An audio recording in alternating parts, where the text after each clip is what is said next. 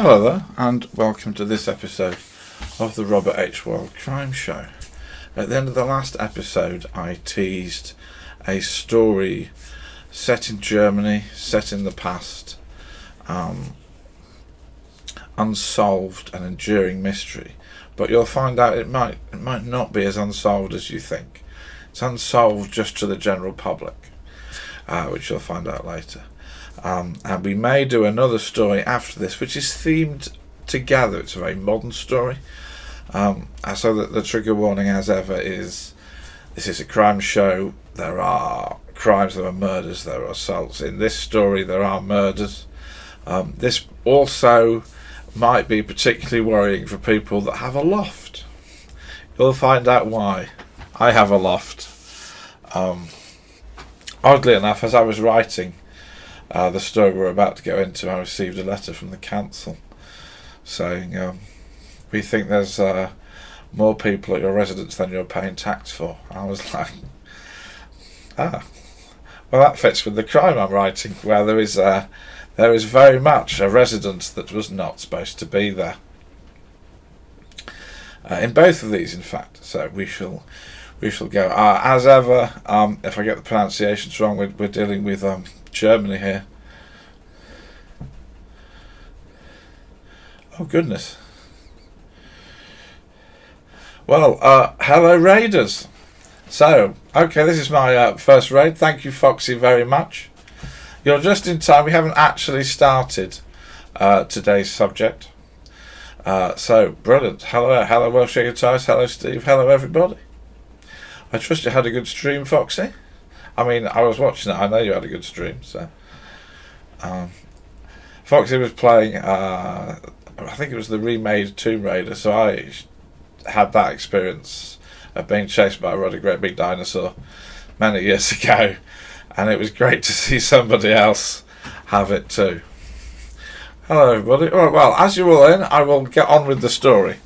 So what we're going to do today, we're going to start with a mystery from Germany from the 20s, and you'll find out why this has and has not been solved.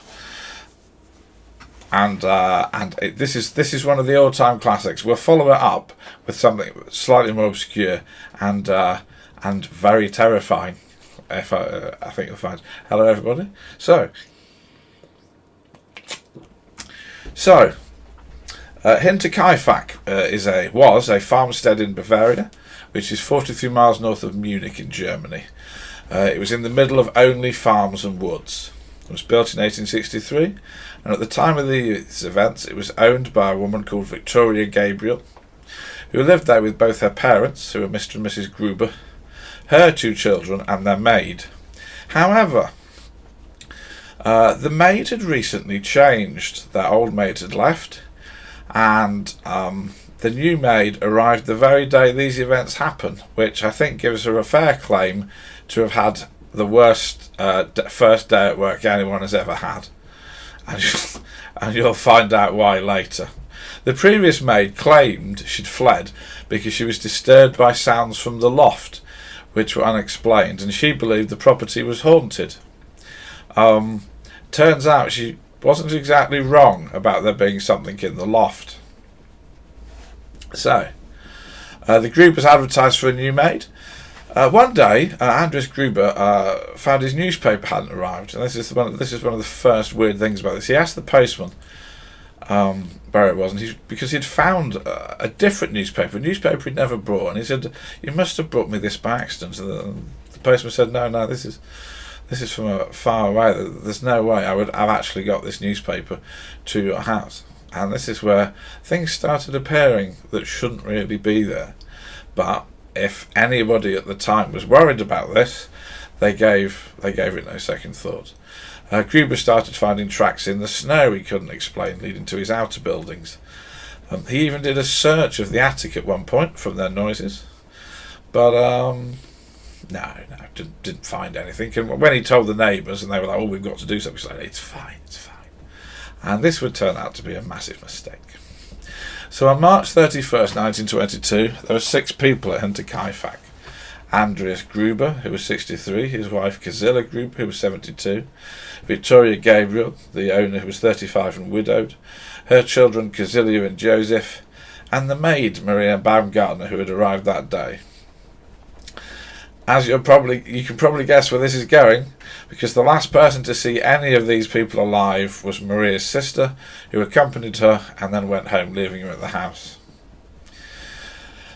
And of course I've misled you slightly here, because I said there were 6 people there on March 31st, 1922. There were at least 7. During the course of the night, someone, maybe some people, lured Andres, Gisela, Victoria and the younger Gisela one by one into the barn, where they killed them all. They then went into the house and killed Joseph and Maria. All were killed with a mattock. And then, well, we don't know, because normally in true crime, when you kill a family, you run off or you steal or you do something. These people did not run off for quite some time. And I'm going to tell you now about a few people who visited the house and nothing happened. But you'll find out why this is actually quite creepy in a minute. So, on April 1st, 2 coffee salesmen arrived at the farmstead. They knocked on the door. No one answered. They walked around and left. That night, an artisan called Michael passed close, and he saw someone at the farmstead with a light. And the fireplace was on. There were people inside. But of course, everyone was dead at this point. When Casilla's school noticed she didn't turn up for a few days, and people noticed they weren't at church, people began to get suspicious. But the lights were on, the chimney was putting out smoke. There were clearly people alive in this house. On April 4th, Albert Hoffner went to the farmstead to repair a broken engine. He didn't find any of the residents, but he spent 4.5 hours repairing the engine and then left. Finally, at 3:30 p.m, Lorenz Schlittelbauer, who had actually had a romantic entanglement with Victoria, was worried enough that he said, well, I say he was worried enough, he sent his children to go and see what was going on. Fortunately, the children didn't find anything and came back alive. And then Lorenz went with 2 other men. They found the bodies. So the police were called. Inspector George Reingruber was in charge, and he was aided by court physician Johann Baptist Muller. It was his autopsies that identified the murder weapon, although the murder weapon wasn't found for over a year, and it was found in a hidden compartment in the loft. The autopsy reports are lost. What we have now, modern investigators claim there may have been 2 mattocks. The 2 documents say one of the women was strangled as well. They believe that the younger Gisela had not died instantly, but had died slowly over several hours in the barn as her family were lured in. But they discovered something else. Meals had been repeatedly cooked over the days when the people had been dead. The bodies had been moved about. Large sums of money had not been stolen. Somebody had fed all the cattle. Whoever had killed the 6 had stayed for several days, living as if it was their own house, and had been there as the coffee salesman had been round, and had been there as a man who worked 4.5 hours to repair an engine. But they weren't there now.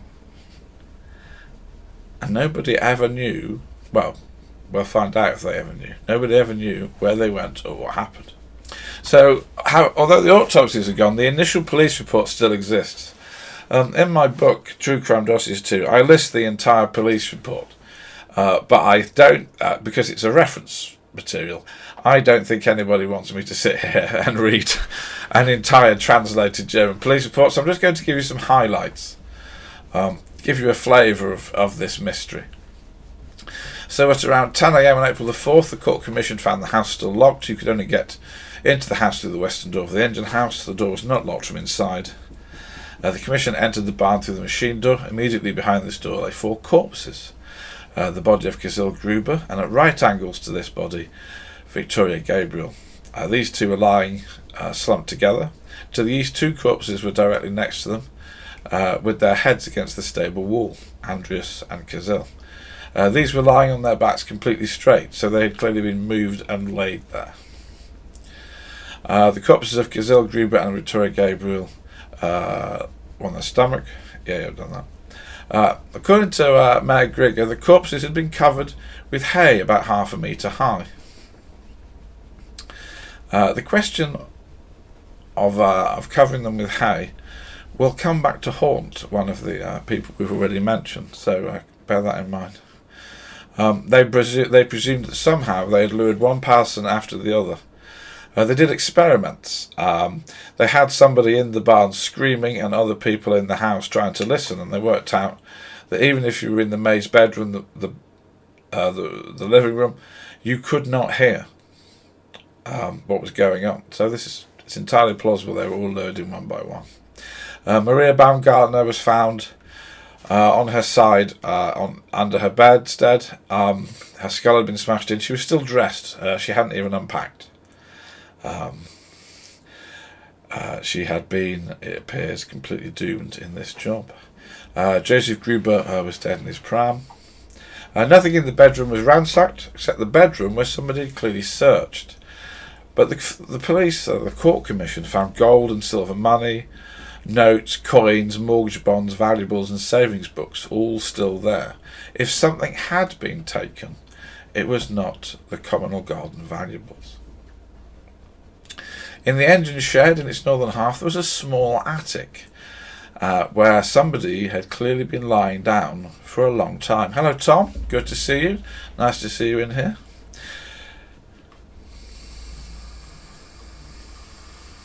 So, obviously, because this is a story from the 20s, I get the opportunity to throw in something absolutely, completely bizarre, because this sort of thing crops up. The physician who did the autopsies removed the heads of all 6 victims and sent them to Munich so clairvoyants could speak to the heads. Yeah, that didn't work, and during the Second World War the heads went missing. And everyone was buried without them. So let's just gloss over. That's not really police work as we see it now. In fact, we'll come back to the question of whether this was good police work in a minute. Anyway, investigations questioned travellers, craftsmen, the homeless, but the Grubers' lives gave several notable suspects. Now, I have so far portrayed the Grubers and Victoria as a normal, happy family. They were not. There was a very major problem here. This was not just some random family who had been killed. There's some things going on here. So, although hundreds of suspects were tied to this, because nobody really had any idea what was going on, one suspect was Carl Gabriel, Victoria's husband. Now, he'd been killed in World War I in France, and most people were fairly certain he'd been killed. However, people began to wonder if he'd survived and come back for revenge. Firstly, people from Carl's life claimed that they'd seen him after when he was supposed to have died. Not that unusual, I have to say, in the First and Second World War. You quite often get people who are spotted when they're not supposed to be alive. But why would he come back for revenge? Well, not on his wife. The problem with this family, and it was more than rumours, Andreas, the father, had been convicted of abusing Victoria and had served a year in prison. Doubly sadly, due to the way society worked at the time, Victoria had also had to serve a month in prison for incest, although she was clearly the victim in this. This information made life between Carl and Victoria very difficult. When the news came that Carl died, Victoria's mother said, well, the divorce has already happened, that's fine, but there was a feeling that if Carl was alive, he might come back for revenge. But would he have come back and killed Victoria? He had nothing against Victoria.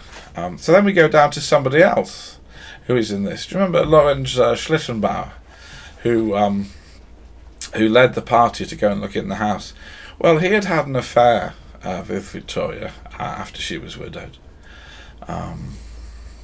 She'd given birth, and Lorenz wanted to marry her. Her father had refused, And Lorenz took this very badly and reported the father again to the police for abusing Victoria, and said, well, the child's not mine, it's Andrea's.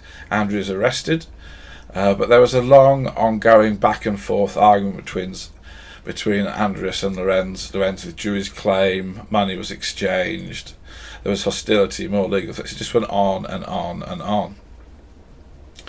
And obviously when the whole family get murdered and they're found by Lorenz Schlittenbauer, he becomes quite a principal suspect. The men who were with him said, well, hang on a minute, when we discovered the bodies, the police had to break into the building, but Lorenz had a key and he let himself in. Two problems with this. One, he'd been having an affair with Victoria, so you would expect he might have a key. And two, it was known that a key had gone missing. So if somebody had been living in the loft, they could also have nicked it. And this really is what, for many local people, it boiled down to. Lorenz was close to the farmstead. Instead of looking for a killer that had spent weeks living in the loft observing the family, killed them and living there and then fled, well, if Lorenz had just been dashing back and forth. Now, Lorenz denied it, but the village never forgot. Everything he said was analysed by the locals. When the farmstead was demolished in 1925, he was spotted, to their minds, lurking around the site. Soon after, he made the comment that the killer had been unable to bury the bodies because of the frozen ground in the barn, and so had had to put the hay on them. It's just that until he said this, nobody had ever questioned that the killer had ever wanted to bury the bodies. It was a sort of weird comment. In 1941, he was still trying to shed the accusations, and he sued a lot of people for slander, and he won. But he never was able to move on, and the village was never able to move on. That said, there is no evidence, as we would call it, in the modern age. But there were other suspects. We go back to the maid who had left. She was called, I'm going to murder this name, so I do apologise, Crescens Rieger. She'd been there for 10 months. She told police that it had been done by the Bickler brothers, Anton and Karl. Anton had worked there during the harvest, had frequently complained that somebody ought to kill the family, and he'd been trying to chat up her himself. She was convinced the brothers had teamed up with a man called George Siegel to rob the place. Now, there was George Siegel may have tried to rob the place 2 years earlier. He denied that, and he denied the murder. Also, Rieger complicated this by naming another pair of brothers, the Thaler brothers. They were known burglars, and they used to turn up at night at her room and try and get her to talk out the window to tell them where the money was. Of course, there's a problem with this in that nobody took the money. It would have been, you don't really kill 6 people, live in a house for 3 days in order to rob it and then walk off with nothing. That doesn't really make much sense. There was a very weird final end. I mean, we'll throw the weird ones in. There's a lot of weird. There's a very weird ones. Investigators considered a guy called Adolf Gump a suspect. Yep, Adolf Gump. Not much came of this line of questioning until 1951. Yep, that's not a typo. As his sister was dying, she said that Adolf and his brother Anton had done it. Adolf was deceased by this point, but the police brought Anton in and questioned him. Again, there was no connection at all beyond this sister suddenly declaring on her deathbed what had happened. So this mystery wedged itself into the German consciousness and has now gone global. We now have a word called frogging. We have had to invent this word to describe people staying in someone's house without permission, and we'll get on to a bit more frogging in the next story. Yes, let me. PHROGGIN. I don't know why PHROGGIN, but we've got it. This is a thing, and I'll jump ahead. So when frogging was coined by a we'll get to who coined it in a minute. I can't quite remember. It's in my notes. They very easily found over 300 cases of recent froggers. So this is the thing. If you're sat at home with a loft, yeah, people do. There's a surprising amount of people in those lofts. You know, not just to cheer you up. Anyway,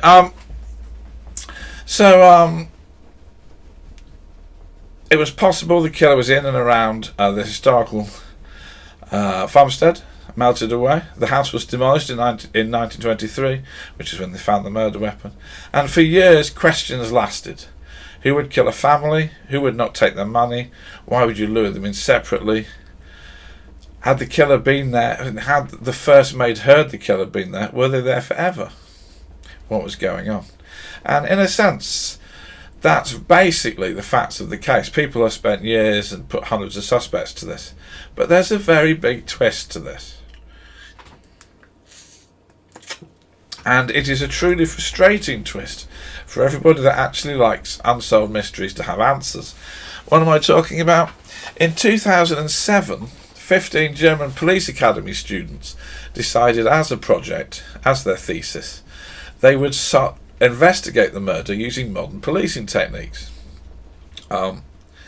They concluded that the investigators had tried hard but made crucial errors. Obviously we didn't have DNA in the 20s, but we did have fingerprinting, and for some reason no fingerprints were ever searched for at Hinterkaifeck. They concluded, quite rightly, it would be impossible to ever solve this case in a court. Nonetheless, every single one of the students, oh, thank you Rico for the follow, every single one of the students came to the same conclusion about who did it. There's a problem, however, and that problem is that the descendants of this person are still alive, and it is both immoral and illegal to name them. So I want to read you out the conclusion that they came to, which will show you how absolutely convinced they are. It is particularly impressive that contemporary witnesses who are still alive, such as Melanie Polly, are apparently still afraid for the perpetrator's descendants. In the neighbouring towns of Weidhofen and Groben, the topic of Hinterkaifeck is persistently ignored and blocked from the outside, and yet it is hotly debated amongst themselves. Who can wield such power over a large number of people? Certainly not the descendants of the perpetrator, but the local structure and the burden, the thoughts of the residents. Modern data protection laws, and also a certain amount of moral and ethical obligation to the descendants, prohibit a specific naming of the main suspect. Over the course of the project work, only one thing was surprising. After a short period of familiarisation with the case, it quickly became clear to all individual members of the group who the real perpetrator must have been.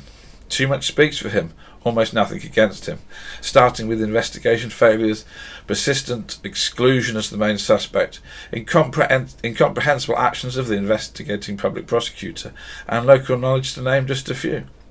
Whether the perpetrator acted alone or had an accomplice or assistant changes nothing in the execution of the act and the person of the offender. One name will always pop in our heads in connection with this murder.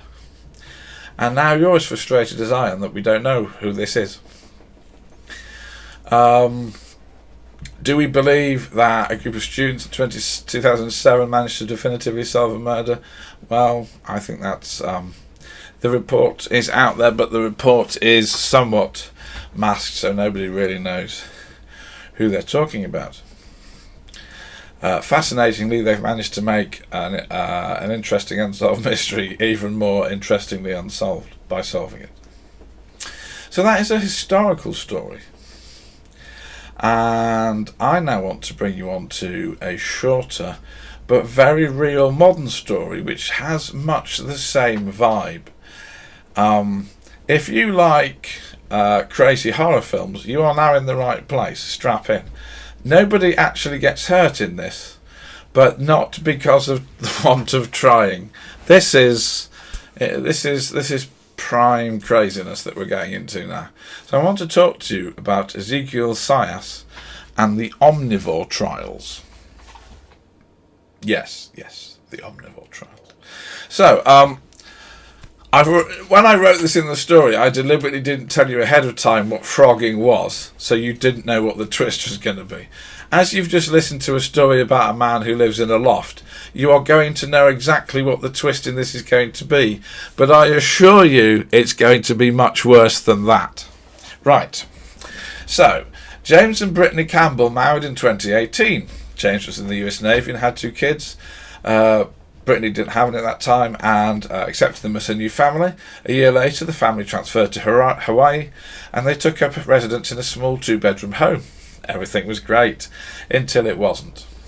One day in 2019, Brittany realised boxes they still hadn't unpacked in the garage had been knocked over and things moved. The kids denied everything. Well, the pets denied everything as well. But James moved on and wasn't worried. Brittany started to get concerned. It didn't feel like a robbery. Nothing was taken. But to her, it felt like someone had been sorting and piling things. A few days later, Brittany was in the house alone when she heard the front door slam shut. She called to what she assumed was James or one of the children returning. Silence. No one had come in, gone out, or there was anyone around. Brittany now started to get scared that something was wrong. James wasn't worried at all, didn't really think there was anything going on. The pair started to argue. He later admitted he thought she was paranoid and he was getting frustrated. Ironically, these two found themselves in the middle of a horror movie and began acting like characters in a horror movie. So later, Brittany was woken in the night by doors opening and closing in the house. As James was next to her, was it the kids? Brittany didn't think so and she panicked.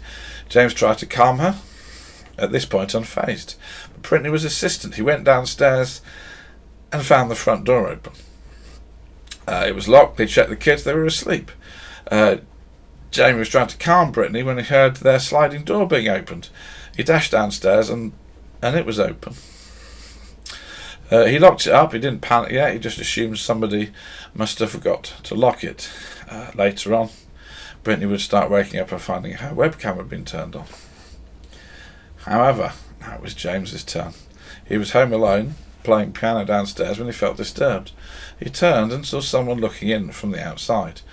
He dashed out, but he couldn't find anyone there. He just blew it off as if it was a neighbour. Then he came home one day to find a message left on the calendar. Your rehabilitation starts today. Do as I do. Choose a house. Clean it. Set up all devices.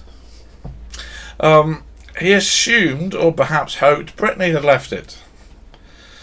Even though that doesn't really sound like anything you would leave. A while later, the family went to the cinema. They weren't able to leave. They were very late because they needed a particular blanket, family reasons, and they couldn't find this blanket. So they went anyway. When they got back, the blanket was folded up in the middle of the sofa. At this point, everybody was now terrified. Weird things consistently happened. So in the end, the family went off for a holiday for a week to regain their sanity. When they got back on the 20th of September 2019, they had not regained any sanity because they found the garage vandalised and a bike had been moved.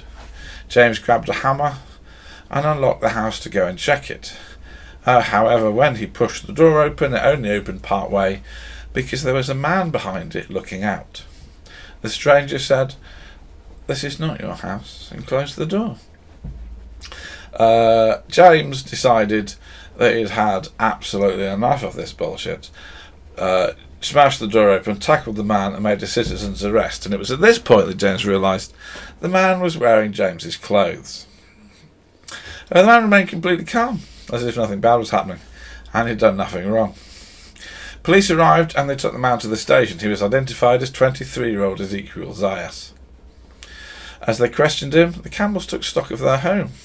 It had been completely trashed, including a box of knives being spread on the marital bed, except the boys' room, which had been cleaned. And this isn't even the bad part. The bad part is that Zayas had been writing on one of their old laptops something called the Omnivore Trials, a rehabilitation for rat-like people, which was filled with observations from a long study of the family, who he called specimens. He'd logged what they'd watched on TV. He'd logged their small talk. He'd logged their long talks about their struggle to have a child, which were only ever had when they were alone in their bedroom.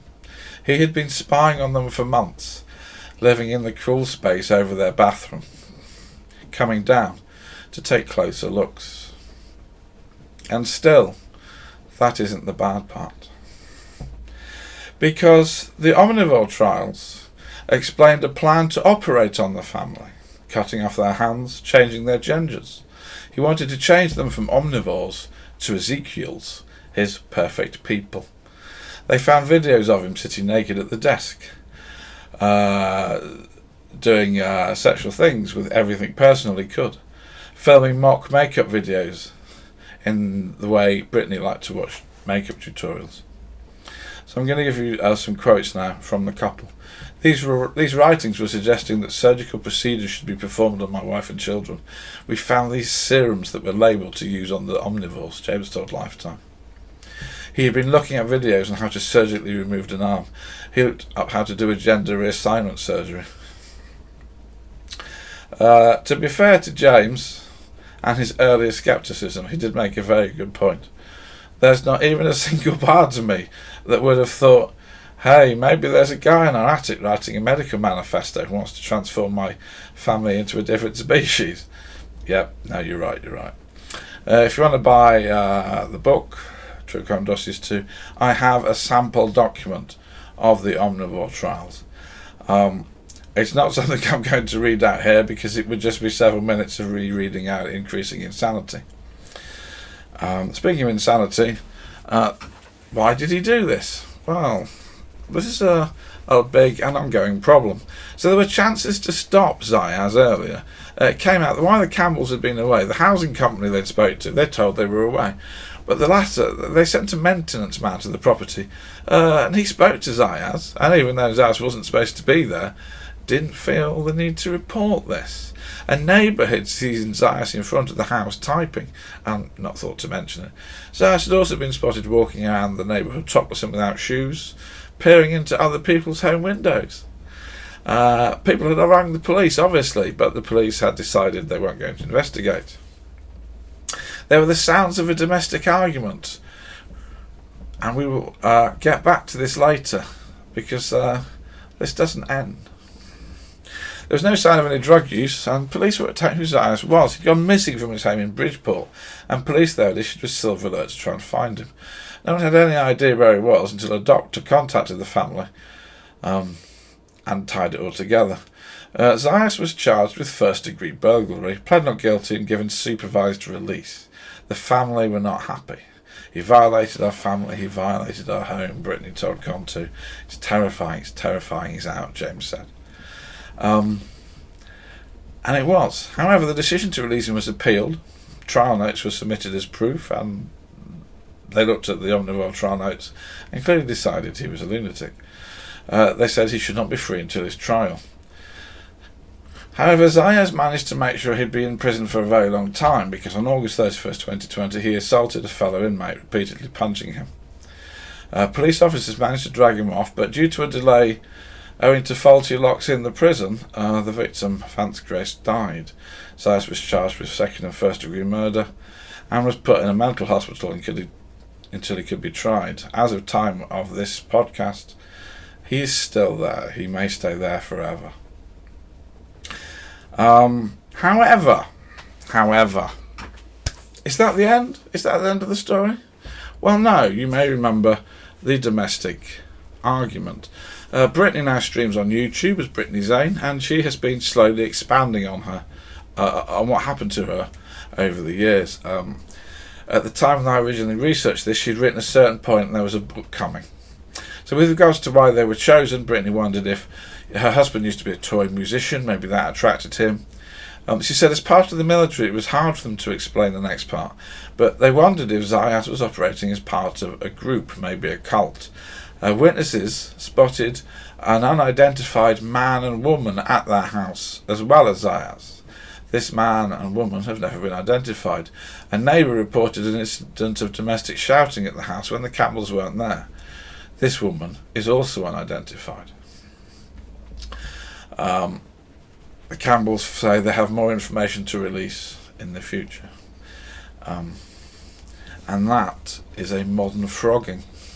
Yes, and as I hinted earlier, when Lifetime created their documentary Frogger, Hider in My House, they managed to find over 300 frogging incidents without much difficulty. So yeah, check your loft. Anyway, that's 2 stories in today's crime show. Bit of a linked theme, an old one and a new one, possibly both unsolved. Unfortunately, for the families of both. Well, I hope everybody has enjoyed that. But how did you feel, chat? Yes, Foxy, I'm not getting up in my loft. Yeah, I bet. They call it squatting. Yeah. Normally, though, they don't squat while somebody's also in the house. Like, yeah, we have squatting in the UK, but they tend to move in somewhere empty, not in your attic while you're there. That's a bit more of a problem. Yeah. Well, thanks everyone. We will be doing Thursday nights as a regular slot. There will be other regular slots. I'm still trying to work out when the best time to do this is. But I feel like my schedule fits quite well for Thursday at midnight. I feel the American audience can get hold of me then. We may still keep doing afternoon ones for UK and Europe, and hopefully come together. Well, thank you everybody, and also thank you Foxy for the raid. It's been great having a raid, and thank you Rico and Chris for the follow. Oh, thanks Steve.